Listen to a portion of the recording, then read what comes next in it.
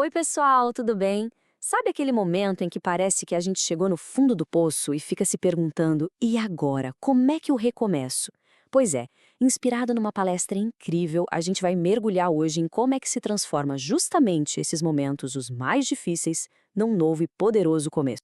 Então, a reflexão parte de uma pergunta que, olha, todo mundo já se fez em algum momento. Como é que a gente encontra força quando tudo parece estar desmoronando? A ideia aqui é que, por mais estranho que pareça, é justamente nesse ponto zero, quando a vida parece tirar tudo da gente, que pode nascer a nossa maior oportunidade de crescer. E como é que isso funciona na prática? Como é que uma crise pode gerar a criação? Bom, é isso que a gente vai ver agora. A gente vai explorar como os nossos maiores desafios podem, na verdade, ser a semente das nossas maiores inovações. Sabe, a necessidade, a frustração, aquela coisa que deu tudo errado, muitas vezes é isso que empurra a gente para frente. A palestra traz dois exemplos que são, assim, fantásticos. Pensa só no Alexander Graham Bell. Ele via a dificuldade da esposa dele, que era surda, e essa dor, essa adversidade pessoal, foi o que o moveu a inventar o telefone. E o Thomas Edison? Imagina a cena, o laboratório dele inteiro, o trabalho de uma vida, pegando fogo, virando cinzas. E o que ele faz? Em vez de desistir, ele vai lá e cria algo completamente novo a partir do zero. Mas o mais impressionante aqui é a mentalidade do Edison. Olha que coisa. Vendo o laboratório em chamas, ele não enxergou uma derrota. Pelo contrário, ele olhou para aquela destruição toda e pensou: nossa, Deus confia tanto em mim que está limpando tudo para eu poder começar de novo. É uma perspectiva que muda tudo, né? É ver a perda total como um voto de confiança, uma chance para criar algo novo. E isso tudo leva a gente a pensar numa questão bem profunda, né? Se a gente passa por esses perrengues todos, qual é o papel das forças que a gente não vê? E o que de fato está na nossa mão para decidir? Como é que a gente equilibra uma possível ajuda espiritual com a nossa própria responsabilidade? Bom, segundo a palestra, o princípio central de tudo é o livre-arbítrio. A ideia é a seguinte: os mentores espirituais, a ajuda que vem de cima, eles não vão impedir a gente de errar. E por quê? Porque são justamente as nossas escolhas, os nossos tropeços, as nossas experiências que são fundamentais para a nossa jornada, para o nosso aprendizado. Mas ok, o livre-arbítrio é o principal, mas não é a única coisa em jogo. A palestra também fala de um mundo de influências invisíveis. É como se a gente tivesse um paro de mentores espirituais, mas também a energia dos nossos próprios pensamentos, sabe? Aquilo que a gente emite acaba atraindo coisas na mesma sintonia. Funciona quase como um imã. E para ilustrar isso, tem uma história bem curiosa sobre o Chico Xavier.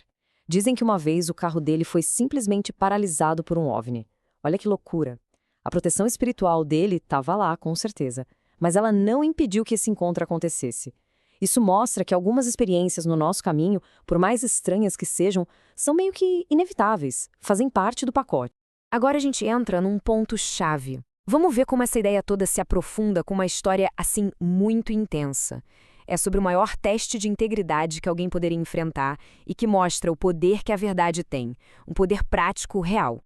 A história é sobre Maria, mãe de Jesus. Imagina a situação. Ela precisa esconder o filho recém-nascido numa cesta para buscar comida numa cidade onde os soldados estavam matando todos os bebês. Aí um soldado a para e pergunta direto: o que tem aí dentro? O dilema é que ela nunca tinha contado uma mentira na vida. Ela não consegue, simplesmente não sai. Então, em pânico, aos prantos, ela fala a verdade. E o que acontece? O soldado dá risada, acha que é uma piada, um absurdo e deixa ela passar. A verdade, por mais improvável que fosse, foi o que salvou a vida do filho dela. E essa história incrível ilustra perfeitamente aquilo que o próprio Jesus diria mais tarde, né? É um princípio que nasceu da sua própria história de sobrevivência. A verdade tem um poder de libertação que muitas vezes vai além da nossa lógica. Ok, mas aqui vem o pulo do gato. Não adianta só conhecer esses princípios, né? O ponto crucial, que a palestra reforça muito, é a urgência de agir, de colocar em prática agora, sem ficar adiando aquelas transformações que a nossa própria consciência já está pedindo. E essa é uma mania que a gente tem, né? A gente sabe o que precisa fazer para melhorar, para curar uma ferida, para se reconectar com alguém, aquele telefonema para pedir desculpas, aquela conversa difícil que precisa acontecer. A gente sabe, mas aí a gente empurra com a barriga, deixa para um amanhã que no fundo a gente nem sabe se vai chegar. Isso levanta uma pergunta que fica para a gente refletir.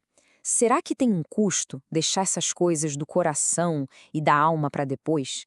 Enquanto a gente ainda tem saúde, tem lucidez, qual é o preço que a gente paga por adiar esse trabalho interno, aquilo que a alma da gente está pedindo para ser resolvido hoje? E tudo isso nos leva ao ponto central de toda a conversa. De que adianta todo o progresso do mundo lá fora se não houver uma mudança aqui dentro? A verdadeira fronteira, o verdadeiro avanço que importa, não é externo, é dentro de cada um de nós.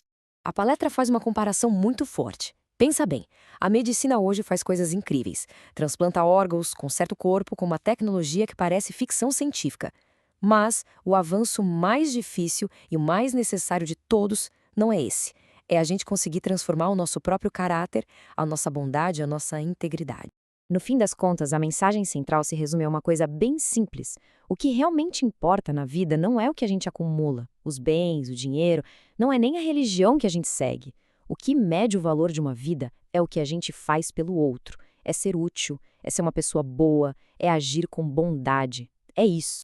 E aí o foco sai das grandes ideias e vem para o nosso dia a dia, para as pequenas coisas. A reflexão final é bem pessoal. Tá, e eu? O que eu posso começar a transformar na minha rotina hoje? É sobre trazer tudo isso para a prática, para a vida real.